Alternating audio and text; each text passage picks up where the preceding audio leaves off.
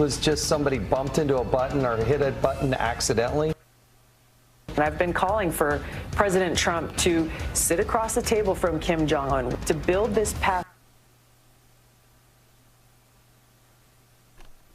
denuclearization. Anger and outrage after President Trump's racist remarks against immigrants. How do you educate a 71-year-old man in Donald Trump on the issue of race? I am the least racist person you have ever interviewed. That I can tell you. We don't need them anymore. We can do better. You're damn right we got this.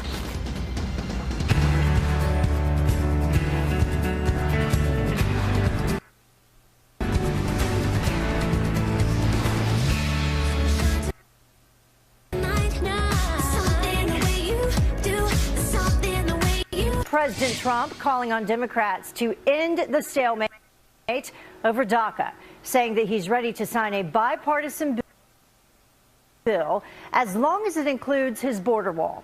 Griff Jenkins joins us now from Washington, D.C., where the clock is ticking towards a government shutdown. Good morning, Griff.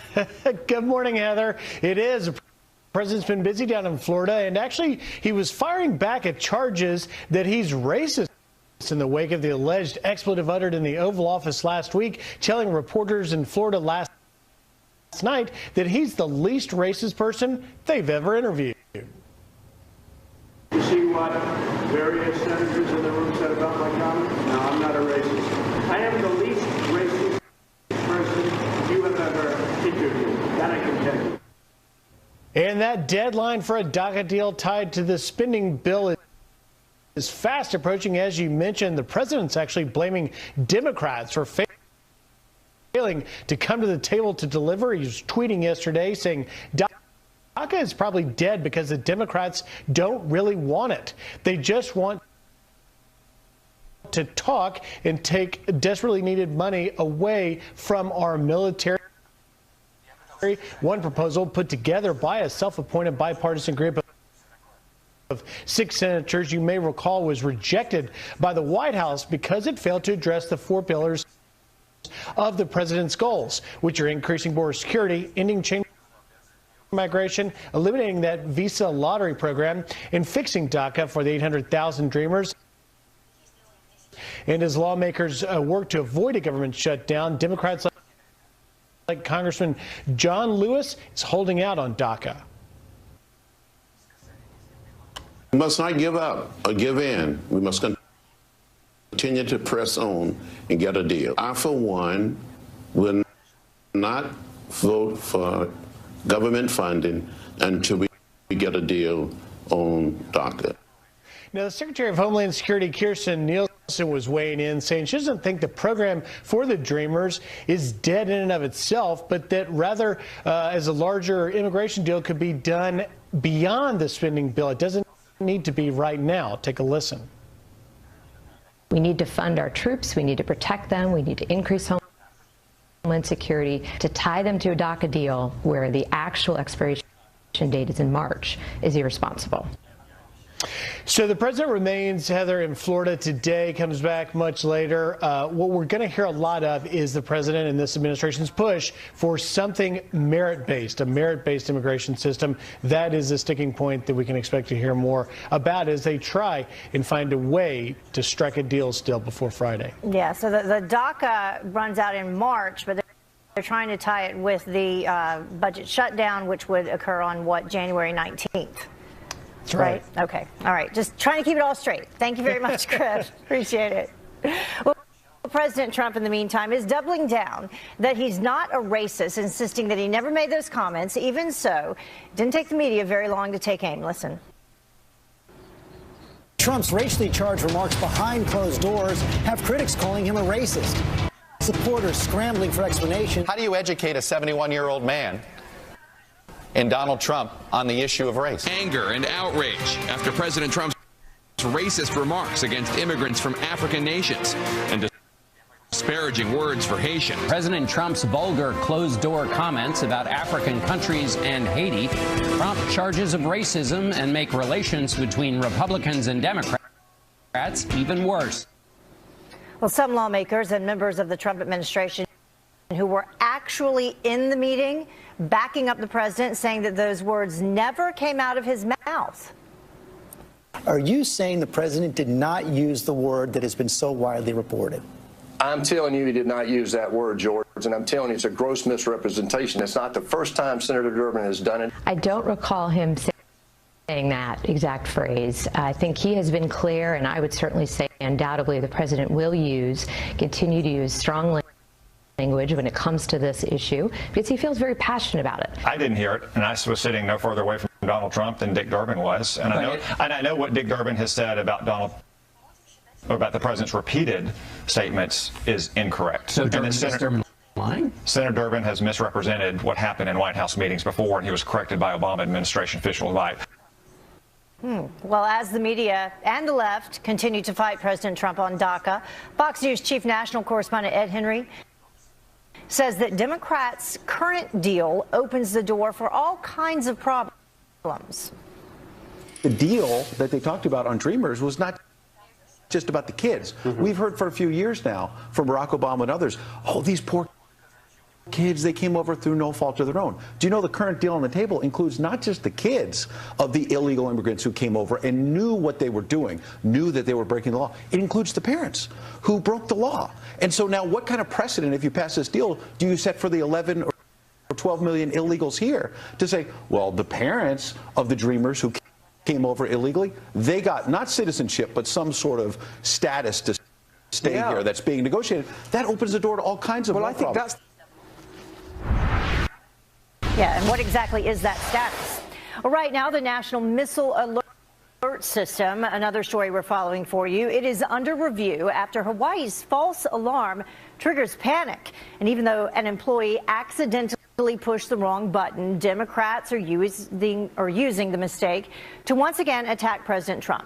Kelly Wright is live in our nation's capital with the new details unfolding. Good morning, Kelly.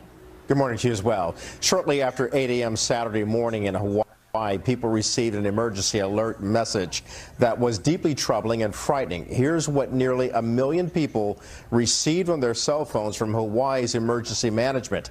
Ballistic missile threat inbound to Hawaii, seek immediate shelter. This is not a drill. Well, as you can imagine, people began scrambling for safety. Some sought refuge underground, some ditched their cars. The panic went on for some 38 minutes before a correction went out, a false alert due to human error. Congresswoman Tulsi Gabbard of Hawaii told me that she's angry about the incident. She's also very concerned about the potential strike of a nuclear threat from North Korea. This is the stark reality that the people of Hawaii face. Where can they take shelter that will protect them and their families from a nuclear bomb coming their way? One thing that I've been calling for a very long time is for those direct talks to actually happen between the United States and North Korea, between President Trump and Kim Jong-un. President Trump, talking to reporters in Florida, said the federal government will be working with Hawaii on its alert system. He was also asked about talks with North Korea. We're going to see what happens with North Korea. We have great talks going on. The Olympics, you know about. A lot of things can happen. As for that false alert, well, Governor David Ige says the worker who hit the wrong button, prompting the chilling alert, has been reassigned pending an investigation. The FCC also says there were not enough safeguards in place to prevent the mistake, which the emergency management system also acknowledges in Hawaii. State lawmakers announced they will hold a hearing this Friday. Heather? Yeah, lots of questions on how this happened. Thank you so much, Kelly. We're going to talk a little bit more about that. Hawaii's missile warning mishap now raising a red flag over protocols that actually allowed something like this to be triggered in the first place with the simple push of a button. A former Utah congressman and Fox News contributor Jason Chaffetz says that the initial explanation reveals even bigger issues in readiness for an actual attack. It was horrific, and it was a circus comedy of errors in a very serious situation. I have a really hard time believing that this was just somebody bumped into a button or hit a button accidentally, and then it takes more than a half an hour to turn it around. Yeah. And you're telling me that it's just one person who can make this small of an accident? I'm telling you, on the surface, I just don't believe that. And what if it was an incoming missile? What if they did need to get other information out? What if something did hit Kauai and they needed to communicate with Maui and Oahu and the big island of Hawaii? Well, are you telling me that they had to go through all these gyrations? I don't believe any of that. And I think somebody like Tulsi Gabbard, she's a Democrat. I totally trust and believe in her. I don't agree with her on everything. Go walk through the system and show somebody like Tulsi, because I think you'll find out that this was not necessarily true. Yeah, and stay with us. We're going to talk a little bit more about that coming up. Well, North and South Korea, in the meantime, meeting again overnight, hammering out some details of the rogue regime's participation in next month's Winter Olympics of the North, asking to send an art troupe to the Games, which the South has yet to accept. Now, the two sides also talking about creating a joint ice hockey team that would be the first time both countries would compete in the Olympics under the same flag. Can you imagine that? Well, both sides will meet again on Wednesday. And it is a miracle in Minneapolis. The Minnesota Vikings punching their ticket to the NFC Championship game as the clock runs out. Into an attack on the Trump administration, claiming that these 5 generals are fresh faces who have no idea what they're doing. Well, our next guest, an Air Force Lieutenant General, says that could not be further from the truth. And bombshell new evidence in the Las Vegas shooting tragedy. The fingerprints left behind on the ammo that do not belong to the gunman. And Dunkin' without donuts, some big changes coming to the coffee chain.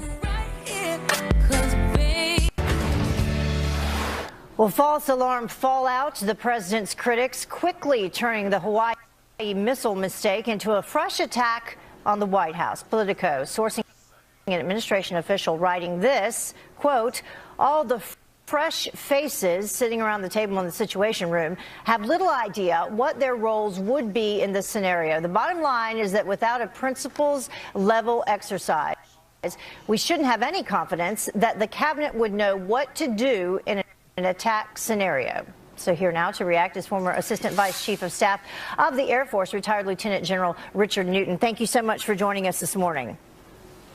Good morning, Heather. It's good to be back with you. Yeah, so before we get into the experience or lack of experience of these 5 generals that we're questioning, tell us exactly, I mean, how in the world could this happen to begin with? There's just a button sitting out somewhere that someone could push by accident?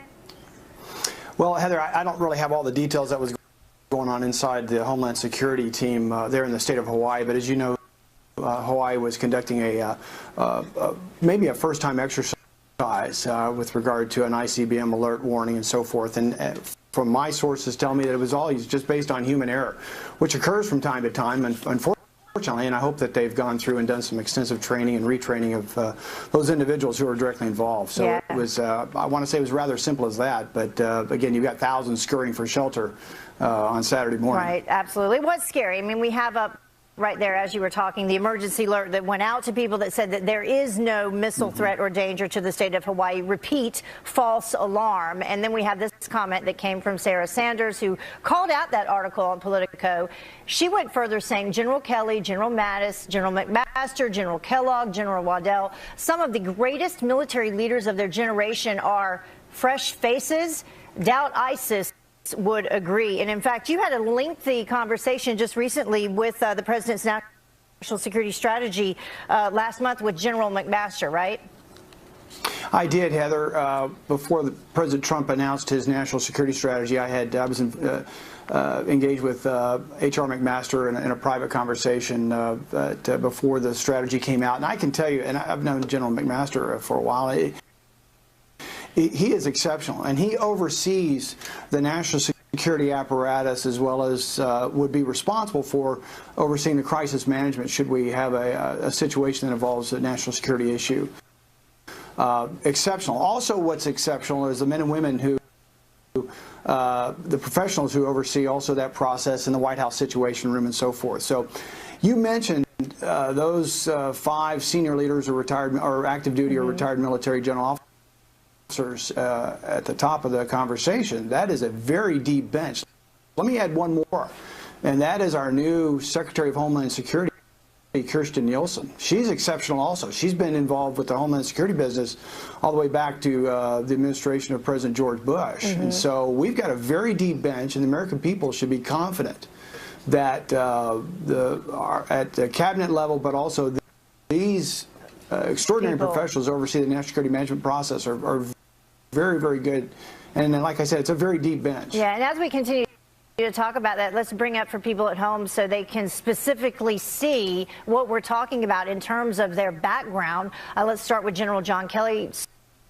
Specifically, he's a retired 4-star general, served more than 40 years in the Marines, 3 tours in Iraq. And then you have General Mattis, a 4-star Marine Corps general, served 44 years in the military, led the Central Command from 2010 to 2013. And then you were just speaking about General McMaster, his background.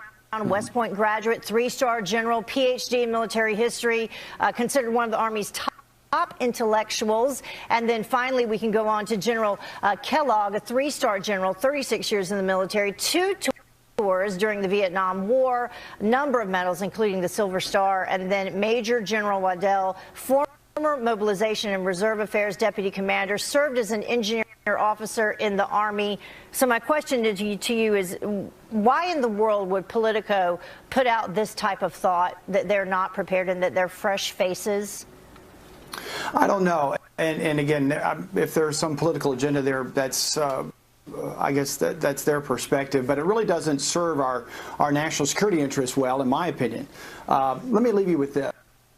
I believe that, first off, there will be a number of lessons learned and takeaways that we can garner from this this exercise that occurred on Saturday, and this blunder, if you will.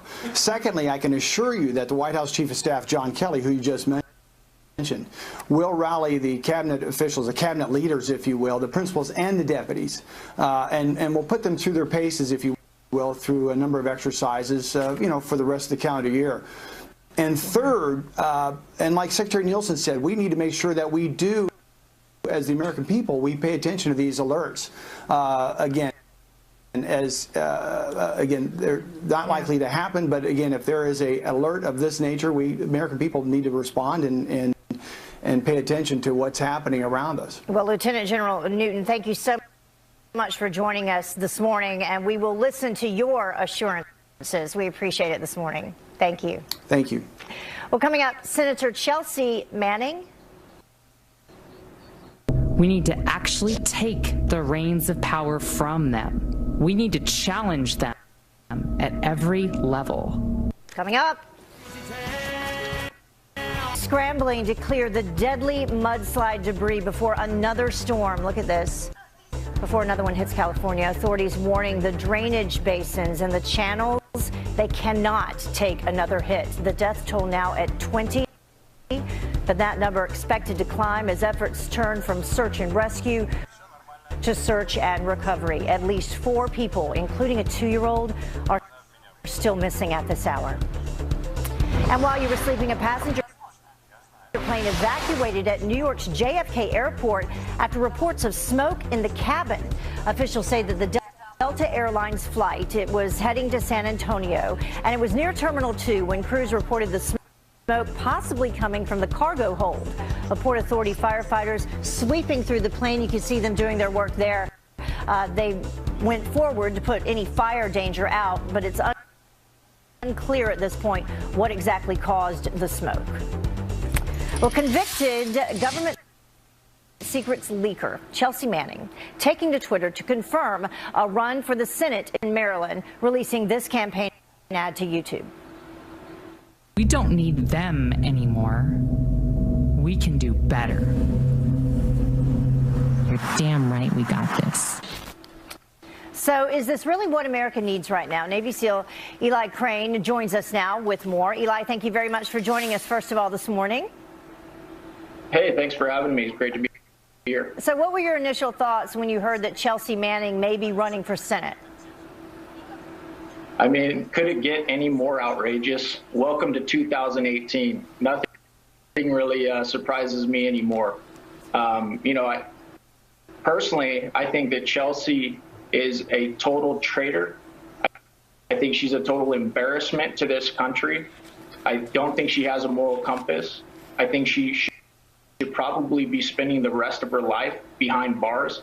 And in no way, shape, or form do I feel she should ever be in public office or in a leadership position. Yeah, and just to refresh people's memory, Manning was convicted of leaking classified documents to WikiLeaks, was supposed to serve a 35-year sentence, but President Obama actually granted Manning clemency before leaving office this year. Let's take a look at a tweet that Manning sent out. This is perhaps even more concerning. And in this tweet, Manning said, "Blank the police, hashtag disarm the police, hashtag we got this, and hashtag Law Enforcement Appreciation Day." Sent that tweet out on Law Enforcement Appreciation Day. Your thoughts on that? Yeah, I think it's absolutely disgusting, and I think it continues on with the theme of Chelsea Manning and just how backwards and wrong she is. And I want to talk about the big picture here. I mean, what kind of precedent is this setting? What type of message is this sending to our men and women still wearing the uniform who are still entrusted with classified documents? What kind of message is this sending to our allies? What kind of message is this sending to the rest of the world when two of the biggest traitors in United States history, Chelsea Manning and Bo Bergdahl, have pretty much gotten off scot-free? It's ridiculous, it's careless, and it's extremely dangerous. And that is so true. And the documents that Chelsea Manning released, they had to do with Iraq, Afghanistan, Guantanamo Bay. So these were documents that could put our service people over there putting their lives on the line in danger, right? Absolutely. Not only did it put our servicemen and women in danger, it also really degraded our national security SOPs, the way we handle classified material, and it also put a bunch of our allies in danger as well, as a lot of these documents actually identified some of the sources we were using overseas. And I know that our enemies actually went after these guys. It's extremely dangerous. It will be very interesting to see how the DNC responds to this, as we head into midterms and the general elections. Thank you so much for joining us, Eli. Really appreciate you getting up so early for us this morning. Absolutely. Great to be here, guys. Thank you. Yeah, and thank you for your service. Well, President Trump putting the pressure on Democrats to compromise on Dreamers, but leaders on the left continue to resist. Are they playing politics instead of making progress? We debate it up next. And how does this happen? This car that crash landed, wait do you see the wider picture, crash landed into the second story of a building. Look, crazy. Welcome back. 4:30 in the morning here on the East Coast. You're watching Fox and Friends First. Well, the illegal immigrant right there accused of threatening to kill passengers on a Greyhound bus. Did you hear about this? Well, he'll stay behind bars. Margarita Vargas Rosas has been deported 5 times and denied bond. Passengers on the bus from Milwaukee to Chicago calling police saying that Vargas Rosas was terrorizing the 40 people on board.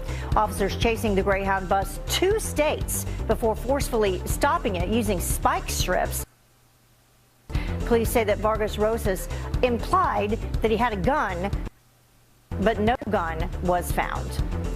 And memory loss is a top threat to national security. According to California's Attorney General Javier Becerra, slamming the Trump administration over its insistence that the president never made alleged racial comments about El Salvador, Haiti, and other African countries. Listen. It's disturbing to see so many people with such short-term memory loss and the inability to recall a conversation. Can you imagine what happens when you have a conversation about nuclear war or what we do about natural disasters? That's dangerous.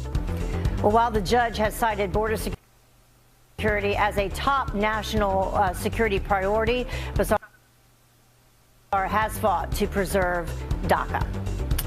We are slowly learning some more about the deadliest mass shooting in U.S. history, and this is interesting. A judge will hear arguments tomorrow about unsealing police search warrants in relation to the Las Vegas massacre. 300 documents already made public revealing that the gunman's girlfriend, Mary Lou Danley, you see her there, told investigators that they would in fact find her fingerprints on the bullets because she sometimes helped him load ammunition. She happened to be in the Philippines during the shooting and has not been charged. Senator Jeff Flake is once again taking aim at our commander-in-chief. The Republican lawmaker from Arizona is expected to give a blistering speech this morning, comparing President Trump's attacks on the media to the rhetoric of the late Soviet dictator Joseph Stalin. When you reflexively refer to the press as the enemy of the people or fake news, that has real damage. It has real damage to our standing in the world. To take what was popularized by Joseph Stalin, the enemy of the people, to refer to the press. And then now, today, you have authoritarians across the world using the term fake news to justify cracking down on their opposition. Well, a recent study found that 62% of media coverage is negative when it comes to President Trump and his administration. And President Trump taking aim at Democrats, tweeting, DACA is probably dead because Democrats don't really want it. They just want to talk and desperately needed money away from our military. This coming after another warning to the left from their own party's second in command. Yes, we have a litmus test. If you are a Democrat who doesn't like a Clean Dream Act, you're going to have some problems. And don't count on me to protect you. You're on your own with that. Well, are the Democrats their own worst enemies? Here to debate Republican strategist Mark Serrano and liberal analyst Kathy Aru. Thank you both for joining us this morning. Really appreciate it. Thank you. Good morning, Heather. So, Kathy, I'll start with you. Democrats, do they not want DACA? Is that the problem? Democrats definitely want DACA. They've always wanted DACA because it's morally correct and it's very American to want immigrants to assimilate to this country. And we have 700,000 people that qualify for DACA right now, and we would lose 1,000 people in DACA a day if it does fall in March. So Democrats want DACA. They want these immigrants to be in this country and be able to pay their taxes, and that's what DACA does. But, Mark, part of the issue here, there are several issues, but this would also include their parents. At least according to Ed Henry, we heard him earlier in the show, their parents who broke the law to begin with to come here. I want to get you to comment on that, and also this tweet that was sent out by President Trump talking about merit-based immigration. He says, I, as president, want people coming into our country who are going to help us become strong and great again. People coming in through a system based on merit. No more lotteries, hashtag America first. And so that's a whole nother issue here, the lotteries and the chain migration. Well, you know, Heather, it's clear what's going on within the Democrat caucus, because Keith Ellison made it quite clear. There is no free thought. There is no free will within the Democrat Party. You better fall in line behind the party bosses, or they're going to cut off fundraising to you, and they will not support you. That's the message that he sent. And what's so ironic about this, Heather, is back when the Democrats controlled the U.S. Senate with 54 votes only 5 years ago, they fully supported a merit-based system. They passed a bill, all 54 Democrats, of whom 39 are still in the Senate today. They passed a merit-based bill that ended the visa lottery system, that supported more border security. This is just pure politics. They don't want a DACA deal.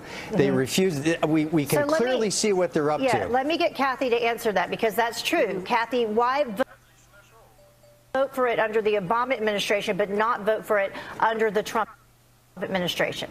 Well, I mean, but right now it is bipartisan. But the Republicans and the Democrats do want the Dreamers. They do want the DACA deal. But in terms of chain migration and the visa lottery program.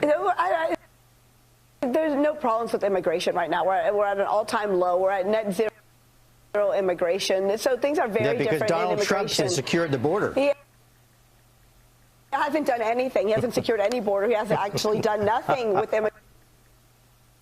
immigration. It's a 45-year low in border crossings. It's a 45-year low in border crossings. But this has been happening since 2000 to 2017. This has nothing to do with Trump. But arrests have declined, what, 25% from 2016, and they're at their lowest level since 1971. It has nothing to do with Trump. This is just the way immigration is going. Mexico's doing better as an economy, as a country. So this has nothing to do with Donald Trump or anything he says. Mark, you get the final word here. No, the reality is the Democrats want a political issue, Heather. They don't want a solution for Americans, putting Americans first. Sure, they want dreamers. They want DACA recipients. They want them to stay here with no solution in mind. They want to have a political issue that they can run against Donald Trump because the president's success on the border thus far is unprecedented for 45 years, as well as the president's success with our economy. They can't overcome that. They know that people are going to do better in this economy this year, and they are scared to death about facing Donald Trump and his success in policies this November. Well, and they don't want a solution on DACA. The president's right. Well, someone's got to come up with something by March, because there's a deadline for DACA for March, tying it into the budget shutdown, which is coming up on Friday, January 19th. So time is of the essence on both of them. Thank you both for joining us, Mark and Kathy. Appreciate it. Thank you. Have a great week. Well, the left quickly rushing to blame the Hawaii missile mistake on President Trump. How quickly they forget, though, that he has obliterated ISIS, he's talked tough with North Korea, and he's increased defense spending. A look back at all of his foreign policy victories up next. I have two brains in my body, but I've never been so dumb. It happens. I get it. You have another human being inside of you competing for resources. And is baby brain a real thing? The brand new study coming up. Fox Business Alert for you now. A crisis for Chrysler. More than 100,000 minivans just recalled over an engine issue. Tracy Crosco from our sister network, Fox Business, here with what we need to know this morning. Good morning, Tracy. Good morning, Heather. Yes, so this is 160,000 Chrysler Pacifica minivans, and it's because of a software program that can cause the engines to stall. So far, there's been one accident potentially related to this, dozens of complaints to the National Highway Traffic Safety Administration. Dealers will be switching out this software to make sure that this doesn't happen. All right, so we have to talk about the most important thing, Dunkin' Donuts. Yes. Without donuts, what would they call themselves even? Just Dunkin'. But okay. They are still going to sell donuts there, so don't get that confused. But Dunkin' Donuts is dropping the name Dunkin'. So tomorrow in Quincy, Massachusetts, one store is opening with that new name debuting. So this is all part of a rebranding that they've been trying to do. They mentioned this a while back, so now here they are moving forward with it. So this location in Quincy, Massachusetts will also unveil some high-tech drive-thrus. Okay. Yes. So, but most importantly, they will still have donuts. Donuts, just calling themselves Dunkin'. Yes. And you can get some free admission to national parks on this particular day. Yes. So to celebrate Martin Luther King Jr. Day, you can get free admission to one of the country's 400 national parks today. So there are some other days that you can also take advantage of this other holidays too. So you can get in for free, but you still have to pay for other things like the tours or camping, things like that. But a great way to spend the day if you're near a park. Absolutely, yes. Thank you so much, Tracy. Appreciate it. Thanks, Heather. Well, moms will tell you that baby brain is real. I have two brains in my body, but I've never been so dumb. It happens. I get it. You have another human being inside of you competing for resources. And now scientists say they're right. According to a new study for Forgetfulness while pregnant affects 4 in 5 women. Researchers say that it typically happens in the 3rd trimester when functionality and memory is significantly reduced. So do you want better sleep? I know that I certainly do. Researchers suggest write a to-do list. A study from Baylor University finding that those who jot down their task fall asleep 9 minutes quicker than those who don't. Otherwise, scientists say that people think about what they have to do in their heads at night, and then they worry about forgetting important tasks. I can tell you right now, that wouldn't work for me. Well, North Korea and Iran, let's go back to that. They're feeling pressure like never before, and ISIS is on the run. But according to the left, the Hawaii missile mistake is President Trump's fault, and he needs to pay. Our leaders have failed us. Donald Trump is taking too long. He's not taking this threat seriously.